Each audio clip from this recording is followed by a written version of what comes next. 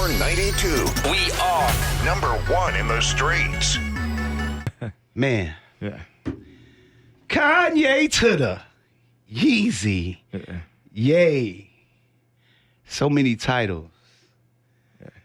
And here we are today. Come from so long, so far away, man. How does it feel to be where you are now in this day and age? Just being back here with you, I just think about going to your crib and, begging you for records and asking that, and you always, show me love with the records. You always like put me on to the samples, even like when I first started getting on in New York and selling beats, you just hit me with the house samples and, and to this day, we still all the way up to Fade, you know what I'm saying? We still at it. So we got it. Matter of fact, I need you to bring some samples to the studio with Chance tonight. So. Oh yeah, that's what I'm talking about. Let's get to work. I love to work, no doubt. And that's kind of how our whole relationship kind of evolved and started. What was really just working and just vibing together. Yeah, you used to come. Do you remember? It was a time you didn't even have an automobile. You remember that? You didn't have a car. And you was getting a ride, coming to borrow records. I mean, records taller than him. He carrying up my mama's stairs, carrying out. What did you do when you got home with them records? Grind. Just sample, sit there. Same thing I did when I got to Wyoming. It's like just sample. Just take it back to day one. Listen to those, try to find the illest moments. Just even like what I was doing last night with Chance, just chopping up. Just chopping samples. Yeah. And the funny part is when he did finally get his first car, you remember what that was? Expedition. And say I had an Expedition. He's like, he pulled up like, I got one just like you now. Ha, ha, ha, ha, ha. That's how you said just now. He's like, I want to introduce you to my wife. I got one too. I ain't there yet, but I'm trying to get there. I'm on my way there, man. Yeah. I'm definitely on my way there. So I want to even go back. I want to go back like even before us, like when you were a shorty. Music, how did you get introduced to music as a whole? My mama just playing records in the crib, cleaning up on Sunday. Stevie and Anita and Mom gave little Anita. Like just, and my mom had a giant record collection and a record player right next to the TV. Yeah. And one of my babysitters was a DJ also. Wow. So it was that, and I would listen to just rap would only come on like a Wednesday night or a Tuesday night or something like that. HBK or something like that. Yeah. And I listened into wherever I could hear it. Now I just hear it on the radio also. But I was just so creative and interested in creating. So when I was in 7th grade, I had this computer that my mom bought me. It cost like $500. It was like super expensive back then. And I got it to program video games because I was obsessed with video games. And so I started programming video games in 7th grade, and I needed to make the music for it. I found myself having more fun making the music part than actually programming the game. So now Yeezy has a game arm, and we actually doing video games. So it's like back to square one. But it's bugged out when I really think about it and think about all the stuff that I've been through. I never really took time to think like, wow, I was like a child prodigy. So people always like, how's Jay doing? How's Jay? I was like, man, I'm doing pretty okay as far as child prodigies go. Dope. Did you like play any instruments as a kid? Nah, I'm not a musician in that way. I'm more of a producer. I mean, I could play the MPC or something, but I can't play the drums really. I learned piano for a little bit, but it just wasn't in me to hold it and expand on that part of it. And that's kind of crazy because I played instruments my whole life, and I end up being a damn DJ. Bass, upright bass, trumpets. So that's real interesting. Then, okay, we're gonna move forward from that. You end up, you start doing beats. Who did you do your first for? Who inspired you to get on that drum machine? Or who did you do your first beat with? Who taught you to get on that? I mean, all Chicago knows that No ID taught me how to make beats, but also you got Doug Infinite, the funny thing is, like, No ID was like the Obama of beats in Chicago, you know what I mean? And when you couldn't get to No ID, or he wouldn't pick up the phone because you was bugging him out too much or something like that, then you go, Doug will always let you over the crib and give you a couple more codes on how to chop. So I really, learned how to think outside the box, from No ID and Doug Infinite. And Doug had a store. I'd always go to visit his store. He had a skate shop, bro. So I always go to visit his skate shop and just be down there playing beats in the parking lot and stuff. It's just incredible to think. And he taught me how to chop up beats, And the rest is history, man. He made a monster. Yes, he did. Then we move forward. Me and you meet. You doing beats. You got your group, the Go Getters. Yeah. Who did the Go Getters consist of? GLC, Timmy G, and Aerostar, and Kanye West. What made y'all put that? You went hard for the Go Getters. I mean, he was on me like, man, I need this on the radio. This is the group. This is what's next, man. He was on me. How did y'all come about putting that whole group together? Just friends, I went to school with Aerostar. Like, it was some in class, like 7th or 8th grade, where they needed a rap from me. I couldn't even think of the rap. And it was just a rap in my desk.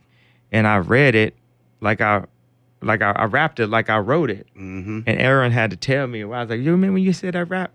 I slipped that rap under your desk. And that's the universe. It's I love my boy T Mills always says the universe never sets you up to fail.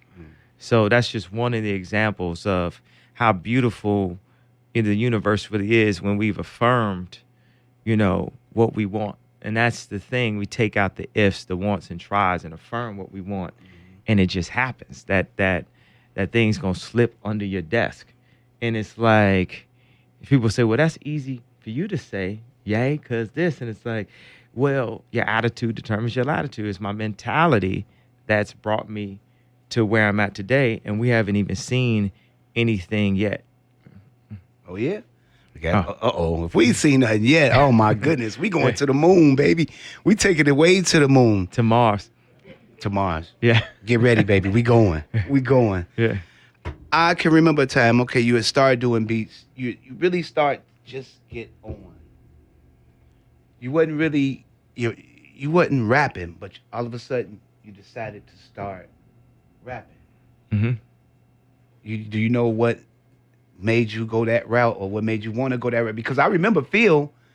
You remember Phil being with you, and Phil used to tell me, Phil like gangster rap. Phil used to be like, oh man, he can't rap, man. Don't let him stick to making beats. And I told you, hey man, some people got it, you got it. What made you want to start rapping? I just love rapping. I'm just creative, and I like to do whatever I like to do. So I like to rap, so I did it. And I got real good at it and became one of the coldest ever at it. And anything that I put my mind to, I'm going to become one of the coldest at it in time, or I don't like the word history or time. I just say just one of the coldest, period, I see that's for the shorties that's coming up, that's like something good that they can take, and they should use. I think they should use that, what you just said. They should use everything that I do.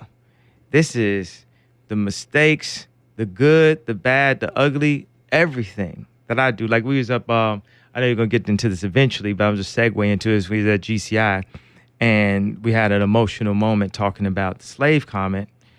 And I say on this station that I wanted to take the time to just say that I've never apologized for the way it made people feel to hear it in that way, to hear that reaction, and hear that feeling and that cry out. And I think in that moment, I believe the Spirit was speaking through me to me, because I even in situations where I choose to be enslaved, I choose to, not diversify. I choose to wade in the water, as the certain like Negro spirituals would basically tell us to stay in this place and it'd be okay. Wade in the water, wade in the water. I ain't wading, motherfucker. I'm not wading at all. I don't wade, whatever version of it mean at all. And it's also the communication, the direct communication for us to be at odds with each other and beefing and doing this. Like, no, we have to communicate and open up our minds and talk and see what are our opportunities. A lot of times we're just not programmed or wired to think like that. Well, we got to unprogram and look at things that are happening in other cultures and the way that other cultures deal with each other, deal with family, deal with money, and apply that. Don't say, well, it ain't black to do it. It ain't black, because what's the definition of black? We constantly changing the definition of black, and we can't be limited or overly defined, because definitions can limit you. You know, I can't do this because of that. I can't. And, you know, we talk about, well, Yeezy, our organization, I don't like the word company, and the idea of Yeezy, I don't like the word brand. So is food, clothing, shelter, communication. I said education, but I changed the word to exposure, right? Because what you saw was very radical on TMZ. And let me say, I apologize for the way it made people feel. And also coming off of the MAGA hat into that, it was just too much for anyone to take. And I'm not blaming mental health, but I'm explaining mental health by saying that I definitely was ramped up. I definitely was a bit manic. And if anyone has people in their family that deal with that, they understand that it can go like Tourette's level when people go manic. So y'all got to experience someone that you actually love in the middle of TMZ going manic and saying things that they felt. So, and a lot of times people say bipolar. The word bi makes you think that it's like opposite things, when it's like a stronger expression of what you really feel, or calling from the universe, or a medium connection to the spirits, even the ability to channel, you know, messages. And so it's like I was saying it not only to my people or our people. I like changing the word my to our people. I was also saying it, or someone was saying it to me. We are inundated with so much information. We know, everybody knows about everything, got 100,000 opinions about slavery, especially the black community, right? Mm-hmm. And we know everything about something that's racist, and we talk about that all the time, right? We don't know nothing about how Magic Johnson became a billionaire. Mm. There's no classes on that. There's always, you got history class, right? Mm-hmm. We don't got now class. We don't got future class. Now, the thing is, all time is infinite, it's all now in this universe. The past, the now, the future is all right now anyway. But we're so focused on the past that we can't get past it. Now, I'm not saying that in any way as I explain my opinion on it to say that it's justified that I hurt people's feelings with it. Let me keep on saying, I apologize, and I understand that it was traumatizing, and I understand that it was too much to take at one time, and especially specifically from me, and that was hurtful. So as I talk about this, you know, it's not something that we're going to just get over in a radio interview, but it's going to take work, and we got to work together. We got to work together through this. It's like a family. Something happened. Cousin do something messed up, or somebody, you know what I'm saying? It's like, okay, we're going to have to work through this. Like, bruh, you would never know. I'm gonna put you down on game right now, because you would never know. Yeah. When stuff like that happens, yeah. Guess who feels some of the effect of it? You. Me. Yeah. GLC. Yeah. Really though, those people are they may not be with you right now today, but here in Chicago, they are forever remain tied to you forever. Yeah. Just because they were there in the beginning. Mm-hmm. So anytime anything controversial comes with you, you know who get the heat. We do. Hey, what's up with your mans? Your mans is tripping. You riding with him? That's your peoples? Damn, son. Do you down with good music? Those are the people that kind of take the hit for you. But we stand for you, but we take the hit for you. One of the things I want to say that when people ask about the Trump thing and like, do you like him? It's like, I like Bernie. I like Hillary. I like Obama. I love everybody. I'm actually riding with everybody. For someone to say you can't ride with both sides, it's like, okay, I go to Michigan Avenue and you can't go to the Nike store and go to Ralph Lauren. You can't go to Watertown. You only got to go to one store. You only got to be there. It's like a modern idea like gangbanging or something. Mm-hmm. You know, even like red or blue, it's still red or blue. It's divisions. We don't need to think in divisions. We need to think in arms because we actually one race, one people, all civilization. Everything is one. The universe is one. We the atmosphere. We the trees. We the animals. We everything. We need to really have that consideration. Even like if I get into an argument with my wife, I feel her perspective. If I'm in an argument with Rhymefest, I feel his perspective. And I look at what have I done or not done. Because it's like, what gains a man to, what is it, to gain the world, but to lose his soul? Yep. And what you saw on TMZ was someone who was missing Rhymefest, who was missing GLC, who was missing Really Doe, who was missing Don C, who was missing John Monopoly. It's not a problem of like the Kardashians got you in the second place. No, it's like I didn't have enough of my family around me, and the Kardashians are in a position to afford to have their family around them, and I'm in a position to afford to have my family around me. But I hadn't taken that responsibility because what people do is they put a new bill in front of you, like a new house, a new car, a new this, you building that, blah, blah. It's like people, they think about numbers too much. It's always like, people think about who got the number one record, who doing the most streaming, who doing that. Like, man, fuck all that number one, all that, you know what I mean? It's like the soul, the spirit. What we need, we got numbers here because we got people. Mm-hmm. The greatest resource that we got is each other. True. Very true. Very true. Very true. And another thing, guys always wonder what these guys started with Ye. They're really his family. Why aren't they with him? And why didn't he have his family with him? Meaning, like the GLCs, really though. There's a lot of questions floating around Chicago, but I know that you've already addressed that.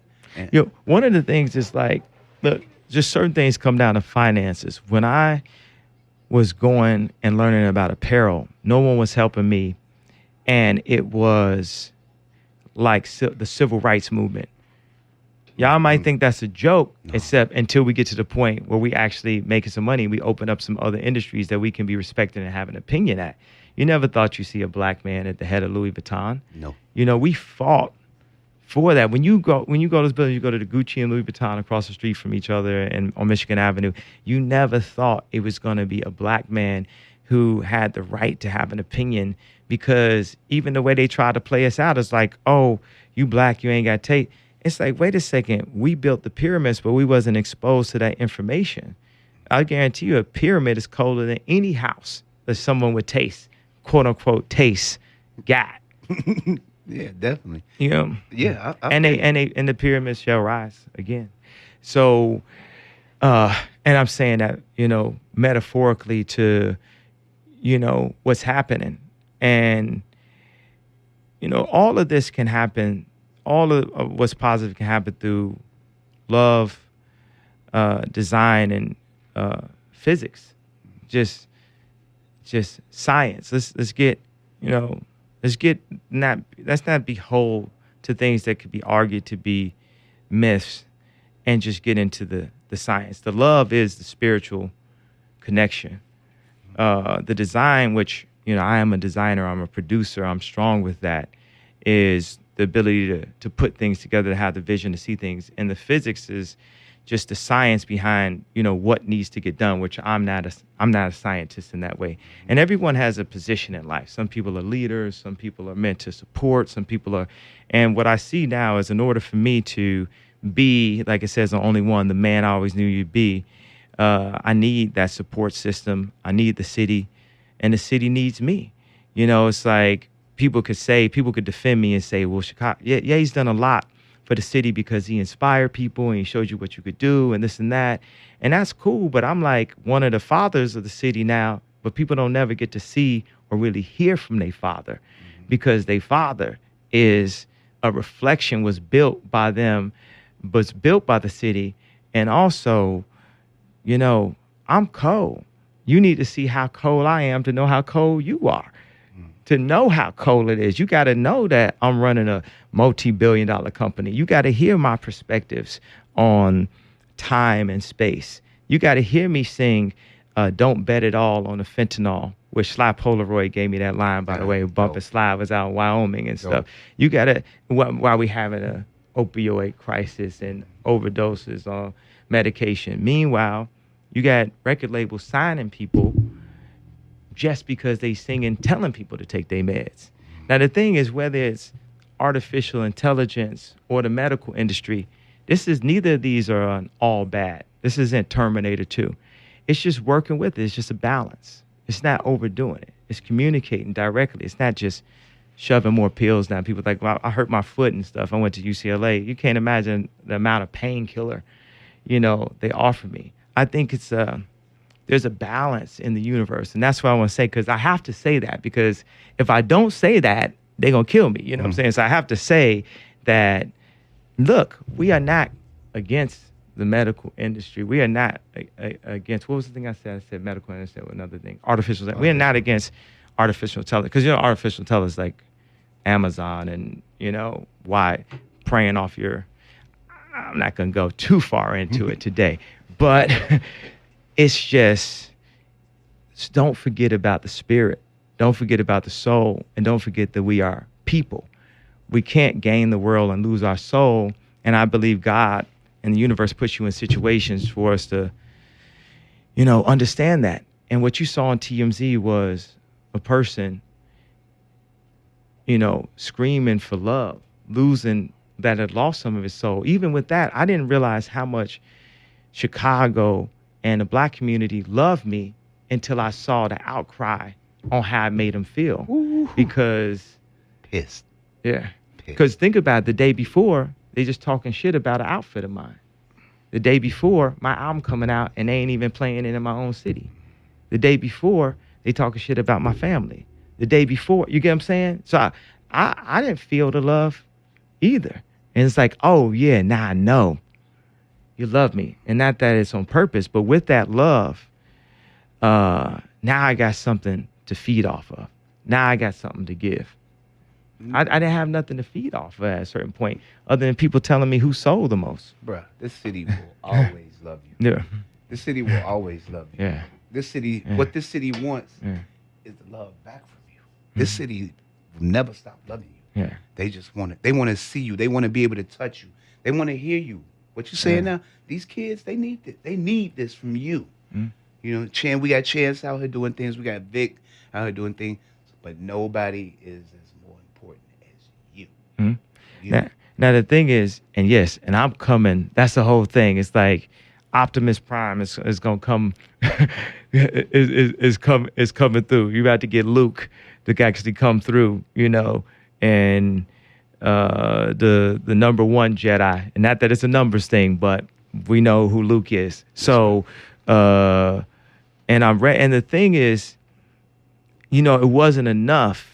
I've done a lot, but I haven't done enough. That's bottom line. And it's time to do more. Now, I will state some of the things I have done for a second, so we could don't know. Let it be clear. Let me be clear for a second. Because when you mention those names, Chance, you mention the names, Vic, who's on SNL with him? True.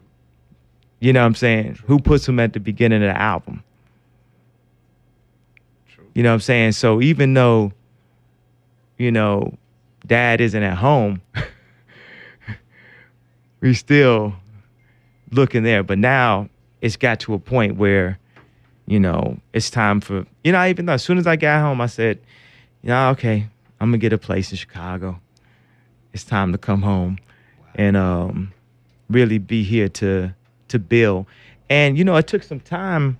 Like when I went out and because sometimes I go away and it's hurtful, and I go away for like 4 or 5 years, 6, 7, 8 years. Like when I first left Chicago, and GLC was real emotional about that, and then I brought him out there with me, and I brought Don C with me, and really though.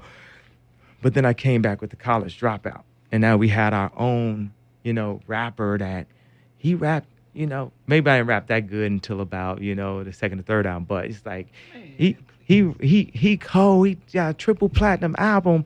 We have a rap superstar now, and he on Rockefeller, and we love Jay-Z, and that was a good starting point.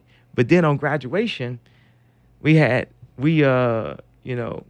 beat 50 Cent's number, and that was a victory for Chicago. And then I literally brought the throne to Chicago. Yeah, you did. So, but those times I got to go away sometimes a little bit and build the relationships. I've been away building a relationship with Elon Musk, building a relationship with Jack Dorsey from Twitter, building a relationship with the president when no one wanted to build a relationship. No one wanted to have a dialogue. You just want to be like, oh, fuck this nigga, fuck this nigga. Fuck. I said, look, I don't agree with all the policies, but y'all ain't going to make me not talk to them. And if I got to be a coon because I'm talking to it, then that's just what it's going to be. But I'm going to talk to them. I'm not going to be controlled by tradition because that's how they got us. It's a choice. Monolithic thought. They feel like they put a black person in a red car in the middle of a basketball game that we going to buy this car. They pandering to us because they think that we easily controlled and that we'll control ourselves. We do more acts of violence on ourselves. I don't want to say, I'm not going to say other cultural names, but you hear black on black crime. You've heard that term, right? So think of other cultures, other races, other names. I don't hear about blank on blank crime. I'm saying blank on blank because it's them boys don't play. You can't even say their name out loud. You know what I'm saying? But it's like, I also want to talk about racism. People are like, man, Trump's racist. If racism was a deal breaker, then we need to get out of America, period. He just show you what it is. It's like the grass is cut low now. It's like we get to really see, and that's my whole thing, exposure. Now you can make a decision for yourself, because otherwise we would have been pacified. And being pacified, you not gonna cure the cancer. Now we woke for real. Oh, yeah. Oh, yeah. Most definitely. I got a question here. How do you feel when people say they miss the old Kanye? What do you think about that? That's what missing is about. Missing something old or something. Man, I miss the old Kanye. Man, why we can't get that old Kanye sound and the Jay Dilla tracks and all? What you think about it? People talk about the golden era of anything. Golden era hip hop, golden era Ye music. The golden era of Ye is now and forever. Because you're talking about the old Kanye, but all music is basically Ye now. So you got it. You got it. You have it. You have it from every direction. It's been decentralized. The spirit is there. But let me make it less metaphysical, all that, and like, I'll chop up them samples though. But I think of raps. But I also got a family. I also have a voice that's as impactful as Obama's, that's as impactful as Oprah's, that's impactful as Gandhi or Dr. King or Tesla, Nikola Tesla, or Einstein. And it's going to be people say, man, this man, his voice is as powerful as Gandhi. Well, if you talk about it, it must be. So I'm just affirming it. What's happening with prison habilitation, not rehabilitation, because habilitation, because when I was talking to Miss Brown and Jim Brown, what Miss Brown said was that we have never had the ability in the first place. So how the hell is some rehabilitation? It's habilitation. It's gaining these abilities and this confidence in the first place. We lack confidence in general. You know, you're taught to be humble, but that's being taught to be controlled. We can have some humility as I stand humble, you know, in my city, and humbled by the fact that you guys would take the time to listen to me after the words and my actions have hurt you. But also, we have to have the confidence and the dignity. And who could even give us this confidence if fathers were strategically removed in the 80s? Who could give us this confidence if you see free thought and that's classified as crazy? One of the things that I will say I like about the TMZ situation is you guys got to see an unadulterated version of free thought from someone that has had maximum exposure to the world, maximum exposure to companies, maximum exposure to, you know, fashion, maximum exposure to politics. And then this person with that in a ramped up state feels this way, feels that it's a choice. It's something to think about. It's like there's a lot of philosophers that died broke, alone, or were murdered, and all these different things. Like the more, Galileo, what do you mean the sun doesn't, revolve around the earth? We gotta kill you for just challenging the thought. Try new thoughts. They ain't always gonna be right, but let's stop missing the old and try something new.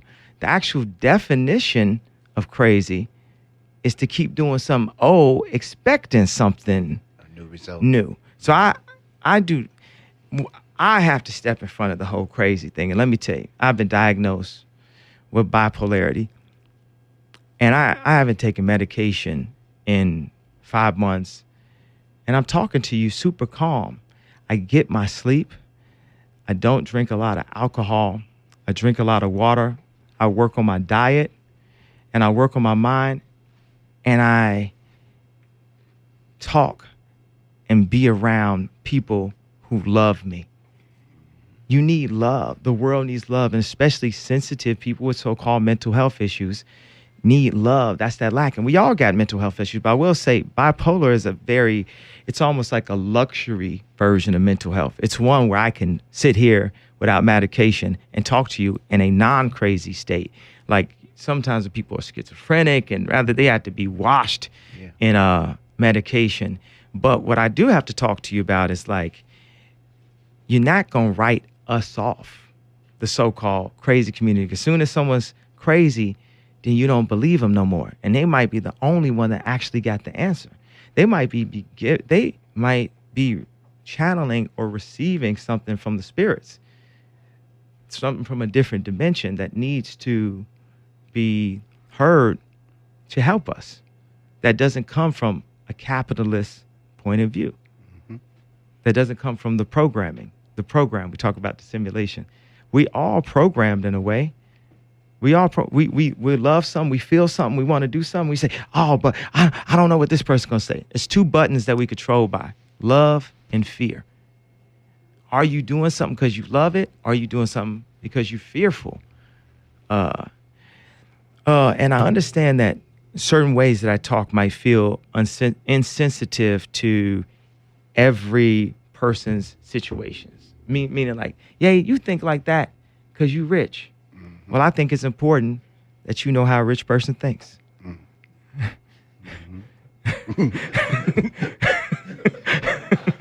Hey, gotta know it from every angle. Are you seriously considering the presidency? How about that? That's something that you brought up, running for president. How serious are you? I mean, you just that? saw right now it would be cold. So, yes, it 100% could happen. 2024. Yeah? Yeah. You're going to try it? Oh, if I decide to do it, it will be done. I'm not going to try. I love it. I love the confidence. Hey, man. Yay for president 2024. Let's get with the program. I want to, because I like to share and I like to let like Chicago get involved whenever we're together. I don't want them to feel shut out because they don't have a voice. So I like to give them a chance to have a voice. I had a few questions here. A guy at Warm It Up, Chris. Actually, he's an employee, right? Chris. Oh, one second. What I want to say, I just thought about one of my main things once I'm president is the medical industry. I'm going to make sure that the medical industry flourishes. I'm not. There's one thing I learned by hanging around with Jay-Z and being married to my wife is you can't fuck up the paper. That's the problem with a lot of the radical leaders in the past, whether it's like Malcolm or Gandhi or Martin. It's certain things where they go in and they're so righteous or so liberal that they fucking up the paper. If you fuck up the paper, your head gonna get knocked off, period. I'm not going in to, when I become president, to go and fuck up the paper. Because I tell you what, Trump ain't fucking up the paper. Those jobs are up. Those taxes are being saved on. Now, I'm sure I don't know all the policies. I don't agree with everything that any other man does, period. And I'm not particularly left or right. I thought of a name of my party that I would run with. I thought, my party I'm going to run with. The birthday party. What's the meaning behind it? I don't know. It's just a joke. What's the meaning behind it? But it's just to say that when I would meet with Obama, they got so tied into everything that it meant to be democratic, to lobby for this, to that. And then the right gets so tied in to what that is. And really, we all in this together. We say we're all in the same gang. And I really want to express that I have love for Bernie. I have love for Trump. I have love for Hillary. I have love for all parties, everything. But we need a dialogue. And another thing I want to say is to wear the hat was also an expression of bravery. Like, now what? We still win number one? And we're going to add some numbers to it. He canceled. Now what? You know what that is? It's a modern day electric fence, a modern day form of slavery. You can't say this. You're going to get canceled. People got things in their mind that they say and feel, or they got things that they did 10 years ago that they hope don't ever come out. And blah, blah, blah. I'm going to lose my job if this happened. And this whole cancel culture mentality. And every now and then, it got to be somebody that just goes up and says, now what? Because that's the only way change is really going to happen. It's sometimes you got to break some of the rules. But I said all that to say, when I run, I'm not going to fuck up the money. And what I like about being the founder of I'm going to call it a company right now, a $1.8 billion company, is this is awesome training because America is a company.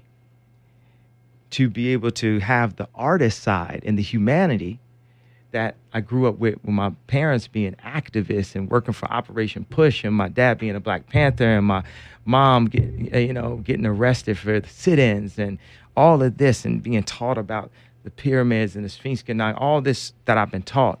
But now also learning how to really run a business, because you should not be president unless you've ran a multi-billion-dollar business, in my opinion. Yeah, because you're dealing with finances. Oh, you're dealing with finance. finance. Country is built around money, definitely. Yes. Most definitely. Well, I'm happy you touched Okay, bases on that, because some of that stuff I wasn't going to ask you. So, Yeah, with our relationship, I don't like to get into all that. I'll let you handle that. I love to get into everything. I'm with it. I'm with whatever. He with the ish. Don't doubt. I'm with the shit. So. Warm It Up, Chris said, do you have a bucket list? If so, what are a few things on that list? Pretty rich, man. Have a bucket list. I mean, work to work more with Chicago. Also to focus the energy. We got a marketing fund with Adidas, and I'm focusing all of that energy here in the city. to do things like what Vic just did with the shoes, and to sit with the, we ain't gonna have none of this, setting people up to get arrested with free shoes. That because there's one thing about Chicago is we not corny, and that's corny. Super.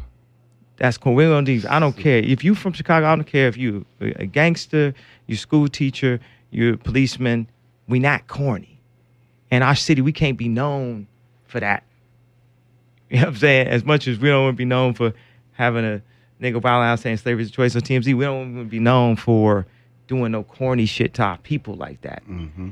And that's going to be direct conversations that we're having with the mayor. Also, one of the ideas I had is like, for the policemen, force versus power, something my dad talked to me about. Law enforcement, when people don't have power, then they have to use force. To be able to have the dialogue, to be able to not only go and sit with people who have been wrongfully locked up, but to be able to sit and really go and sit and understand the side and perspective of the police officers too. They in this city also. Mm-hmm. It's always like, fuck the police, fuck Trump, fuck the mayor, fuck this, fuck everybody. And I swear it's like I feel you. I be wanting to say that. It'd be times like I be wanting to be like, fuck Drake, like why he come at me like that? I'm dealing with mental health, why he fucking with me like this? Like I stay 4 blocks down the street from this man. I ain't got nothing but love. And he got love for me. Why are we doing that? But right when I think that thought, I think, no, it's not fuck him. It's we have to love him. We don't know what this man is dealing with, what he's going through, why he's lashing out. This might be a cry for love that he's having. This might be a cry for attention that he's having. You know what I'm saying? So it's not, fuck him. It's not, we got to stop. It's so cool to say fuck the world. I got my friend Wes Lang that did the Yeezus merch, did all the art, right? He changed his tattoo from FTW to love the world. We real wired to say fuck the world. We love a movie with someone getting killed and this is bad things happen. It becomes torture porn almost. It's like we keep saying and seeing the same thing. You got, GLC told me that the murder rate's down 28%, but people ain't talking about that outside of Chicago. We ain't hearing about that. We just keep on hearing about how bad something is. But if we start focusing on how good something is, then more of that good is going to happen. Yeah. That's where the confidence comes, because none of us are perfect and we all have different attributes. Like GLC is a historian. He's a reader. I'm spiritual. I get my communication from the Lord. I just sit on, tell Don, and say, George Bush don't care. Where did that George Bush don't care about black people come from? The old Ye would have said, George Bush don't care, and not said it clearly. The new Ye, after meeting with Tony Robbins and meeting with different speakers, made sure that was more clear. Because sometimes I think that happens with Trump. It's like the way he communicates, it's easy to find something wrong in what he's saying. He gives you these quotes that are just so whereas like Obama is such a genius communicator that you almost can't even find a quote. Like a standout quote. Give me an Obama quote. You got me, man. That's he communicates in the best way I would describe is like in a decentralized form of communication, where you can't. It's elusive. You can't hold nothing on him, and that is super intelligence right there. You got to get that man is cold. The fact that he's doing that, you see now. And that is great for politicians, and that's great for school, and that's great. But that method is not great for business, because when you're a businessman, you're going to drop those bombs on them. Because you got like me, I got 90 employees. People need to understand exactly what you're saying, exactly what they stand, exactly what their responsibility is. And sometimes that's going to hurt a little bit. So what I think you're hearing a lot of times when Trump is talking is the way people talk in business. People you've never, because by the way, a lot of us, the majority of us, don't have people in our family that run $500 million, $1 billion companies. So we've never even heard this vernacular before. When I hear it, I say, oh, it sounds like business. But I had to go into it to understand it. You know what I'm saying? You just never, it's like first time you heard rap or DMX or NWA, people burned the CDs also. Because it was so jarring. We never heard it sound like that before. This is like, whoa, for real? You know, so this is just new. It's an opportunity. And that's one of the things I really loved about, you know, this man having the opportunity to be president is it's something new every day. Like when it's a politician that can speak to the point where this man could talk to you for an hour and you don't even have a quote from it. Like, it's like, what do you even get out of it? Other than the fact that you're just happy that it's someone that's black that speaks white English extremely well. You know, that's another thing when black people are talking about like how good we speak. What do you mean good? It ain't even our tongue. What are you talking about? You know, we speak better with dance, maybe with music, maybe with food, maybe with just love, maybe with sewing, maybe with style, maybe with this. But we're still translating exactly how to sound. And we're having to balance two things.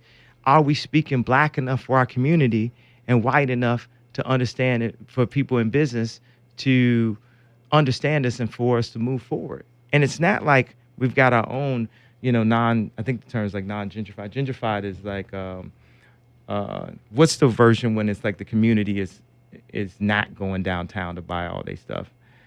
So, you know, gentrification, when they talk about it's, Mama, I'm sorry for not having this word down and I'm talking on radio. I want to embarrass you from heaven and stuff and embrace the, you know, all of the. Y'all know the word? But basically, okay, you know, you know this thing where black people started, you know, buying all their clothes, you know, outside of the black community. So we don't even know how to have our own language, our own dialect, because we going down to the Gucci store afraid to be in a store, but wanting to spend all of our money to prove that we somehow validated in this country and to our people. We wired to spend all of our money to prove something. We spend it, we going broke trying to impress other broke people. True, but a lot of that is kids influenced by who? What they see, the artists, the rappers, the entertainers. That's how they know about Gucci, a lot of them. They see these guys in them on the TV, the videos. They see them in these Gucci shoes. I gotta have that. Or I'm not cool if I don't have a Gucci top. Well, let me tell you what we doing there with high fashion and style and all that. It's like, remember, like drill, everyone rap. Everybody rap like Chief Keef. Everybody rap like Valet. You know, like period. You know what I'm saying? And then you got, of course, Migos and this. You know, so not everybody, but drill and Valet style is the most popular styles in rap. Period. So there was a time when we used to copy New York rappers and shit, and we wanted to. So even when I came out, I rapped in New York. Yeah, I know. You know, and then I add a little bit of a southern, you know, thing to it, like South Side, you know, and 50 was doing it too at the same time with his thing. I mean, he first started doing it, I was like, man, that's our style. We rap New York was Chicago accent. That's our style, man. But so now there's a transition in that I'm bringing upon in fashion. Because I love the Gucci store, right? You know why I love the Gucci store? Because I love Alessandro, the head designer. He cold. Mm-hmm. He cold. So, of course, man, we're going to be going in there all the time. He got so much energy, so many ideas. That man is cold. You know what I'm saying? So what I've been doing is going to these schools where the talent comes from and hiring the coldest motherfuckers on the planet. And what's so dope about Balenciaga and Louis Vuitton is Demna, the head of Balenciaga, worked at Yeezy. And everybody knows that Virgil worked at Yeezy, the head of Louis Vuitton. So now y'all know how cold the designs is. So when we bring these prices down, you're not going to feel that you have to have the validation of that extra cost to know that you're getting something That's cold. Because if any of y'all go to Ruth's Chris or anything, where the people used to go after prom, that one restaurant, Cheesecake. Or what's the other thing? Grand Lux. Yeah. You telling me that if you order the fried chicken, it's going to be better than Harold's? It's going to actually be way worse, right? That's what we doing at Yeezy. We making the Harold's version of apparel that even though it's going to be affordable, literally H&M Uniqlo price, it's going to be cold as, not colder, but cold as Balenciaga, cold as Louis Vuitton, cold as Gucci. That's dope. That's definitely dope. Yeah. Look at me now. Look at me. God damn, I look good. This Dickies. Look at me with some Yeezy boots. Really? You got Dickies for real? I think you play it. You got Dickies? The Dickies? How I see? Oh, yeah. Damn. Wow. Hey, you can make anything look good, man. Believe that. Anything. Let's take a question from the people. Yeah. Let's get the people involved. The life of Lizzo said, how has fatherhood changed your life? Well, I love that you see this reflection of yourself in your kids, and the way you work on your time. It's not all about you. I will say, man, I never trust nobody that's really rich and don't got no kids. Because they just have to be, they could be so extremely selfish. It's really just about them. There's times where North want to design a dress made out of bubble wrap in the morning, and I become her assistant designer for 20 minutes, and she be screaming at me, "You didn't hold the plastic right. You never gonna sell no clothes like this." There's a 5-year-old talking about, "I'm never gonna say you not no good designer." I'm like, damn, you worse than the internet, North. Come on now. Somebody gonna buy these brown sweatshirts. Come on. But so having kids really put you, you know what I'm saying? Because I could go and be the boss and be talking and having all these, you know, Trump level bold quotes and stuff to my team and stuff. But it humbles you because I work for my daughter. I work for my kids. And it's nothing, I can't talk them out of the way they feel because they haven't been programmed yet to know what's right. They just know what they feel. They don't believe in time yet. They don't believe, but they, you know what I'm saying? They don't. They kids. Yeah. Enjoying a kid's life, definitely. Yeah. What do we have? What else do we have here? No, I don't really like to ask questions, but I got to let the people get their little shine on. Miss Katrina Lynn said, out of the new artists in the game now, who are you vibing with and respect, like the new cats? Okay, so we touched on that a little a bit because I keep on. Well, you know, Quavo is my brother. I love Quavo. You know, I love Travis. That's my brother. You know, I love Drake like anybody that's from Chicago. I love Valet. I love damn, I'm trying to think. I love Pump. I love 6ix9ine. I love Triple X. Hold on. Yeah. Rest in peace, Triple X. First name 6ix9ine. Yeah. You like 6ix9ine? Yeah, I love his Even energy. Have you his seen spirit. the controversy that he has? Come on, man! Don't created? talk to me about controversy. It's yay. No, it's a different type of controversy. No, dog. it ain't no different type of controversy. We all the same. We all the you same don't go person. around picking fights and saying the stuff that he say about. Well, so people. what does make him like a worse person than someone else or something like that? He like worse than one of our cousins that's like locked up or something like that. That's our family. He our family. We all family. But why would you? Why would you go picking with people in Chicago, in LA, the gangsters? Why would you do that? Do you think that's smart? Well, I think there's a lot of things that are not always smart, but I just love, you know, and if I say that, that don't mean that I don't like. If I say I love Drake, that don't mean I don't love Pusha. Obviously, I love Pusha too. It always be this one of the things like you got to pick a sides, choosing sides. Stop all the goddamn sides. We on the same side. When I go and hug Virgil at the Louis Vuitton show, what it's saying is we've been through it. We've been through it with the Pistons. Like fashion was like the Pistons for us. You know what I'm saying? Like just beating us down and shit. Like you have no idea what we was in, what we've been through to get to that point. And when we hug, we saying this is Mike and Pippen. We on the same team actually. And we all on the same team, period. So I'm glad that you pointed that out, man. Because I got love for everyone, literally. I know it might not sound like the coolest thing in the world to say. And it's way cooler to be like, yo, fuck that nigga, fuck this. But bro, you can't imagine the amount of love that I have in my heart and spirit for, you know, all people. When somebody that does you wrong, it's like he's gonna make me like, yo, fuck this. If somebody like literally went and tried to, you know, hurt your family or hurt you and this and that and shit, it's like, and you still got love. That's me. You can't talk me out of my love. You can't talk me out of my love. And if you try to feel me out of love, you can't, that ain't gonna win because love's the strongest feeling. So it ain't no beating love. I got a question for you. My guy, the young bull, the young guy, I got a young cat here that works here. He's like the next big thing in radio coming up. He goes by the name of Hot Rod, along with that man right there, Cody. He sent me a post that Trippie Redd put up saying he wanted you to donate $30 million to a hospital in Chicago or something like that. Did you see that?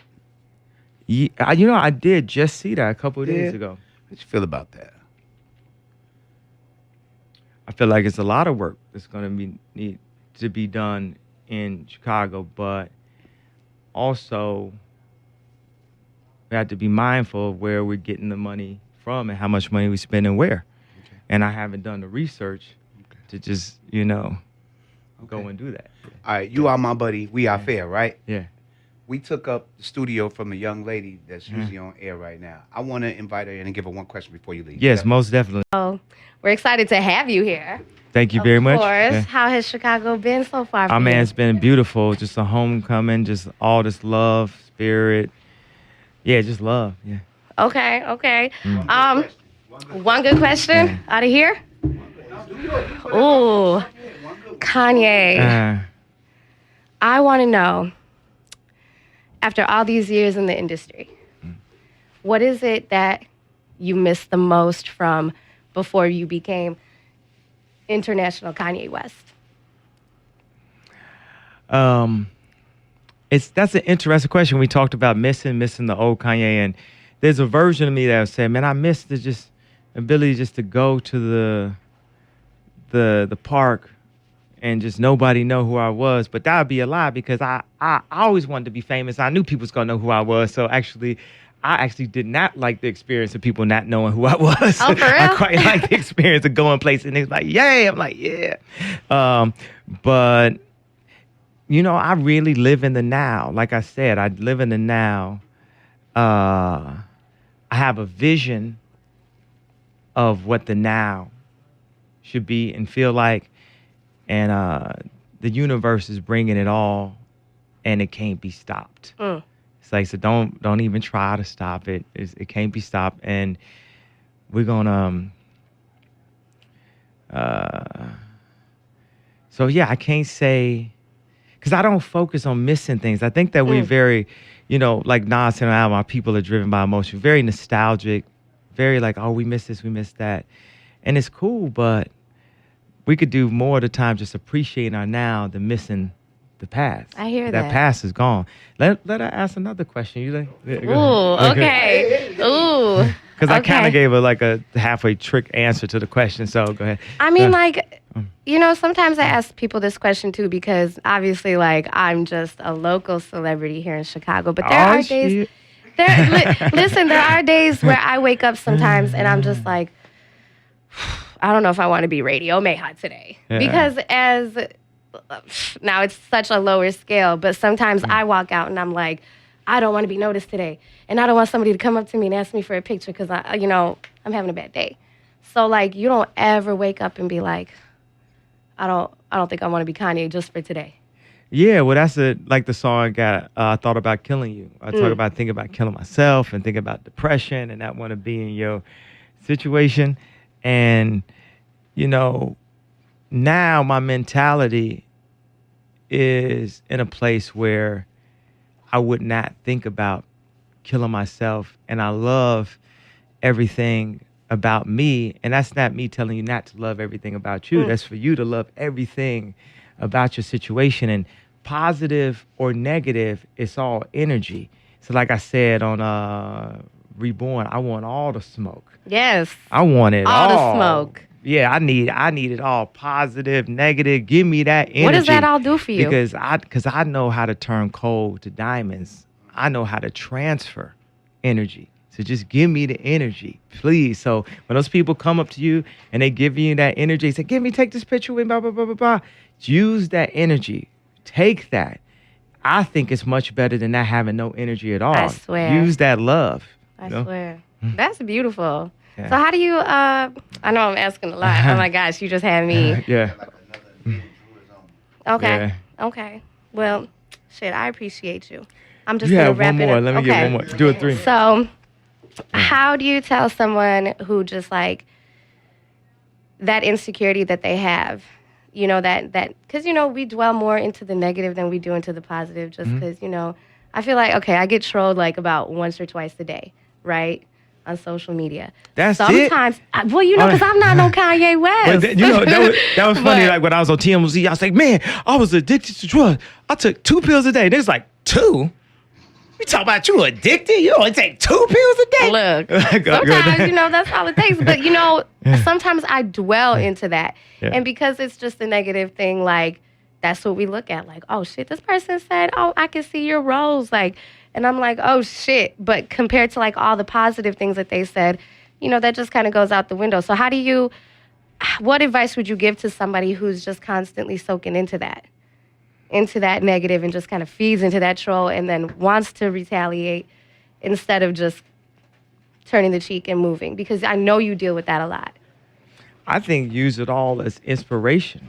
Use it as, because I remember I was wearing like this one T-shirt all the time and stuff, and there was a comment, and it said something like, okay, yay, we know you a billionaire, but you could like stop wearing the same damn T-shirt and stuff.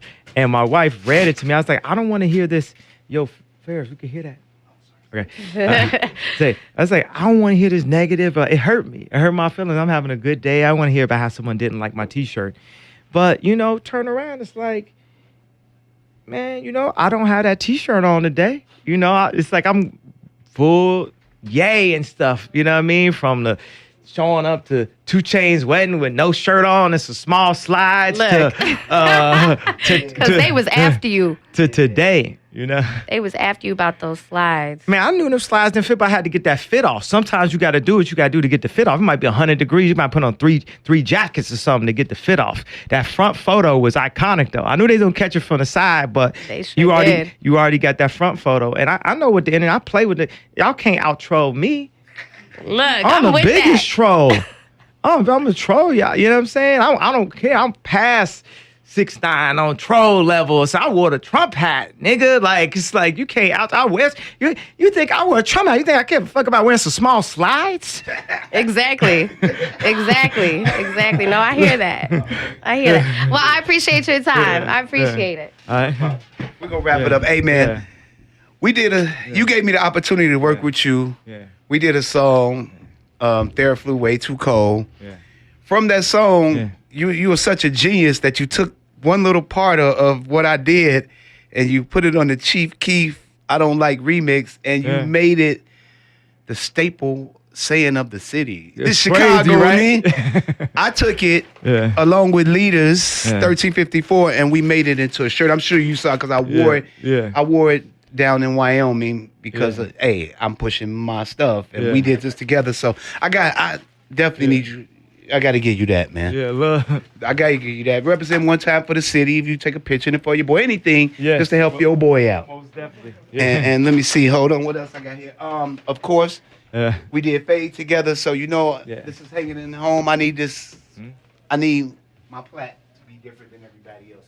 I always get artists. I just want to restate, me saying I like 6ix9ine is not saying I don't like people that he don't like. Let me Just to clarify explain that. Just to clarify that one 'Cause time. that's the shit I don't like. You know what I mean? Because it's not. Let me just clarify that. Yeah. Can I get you to sign this?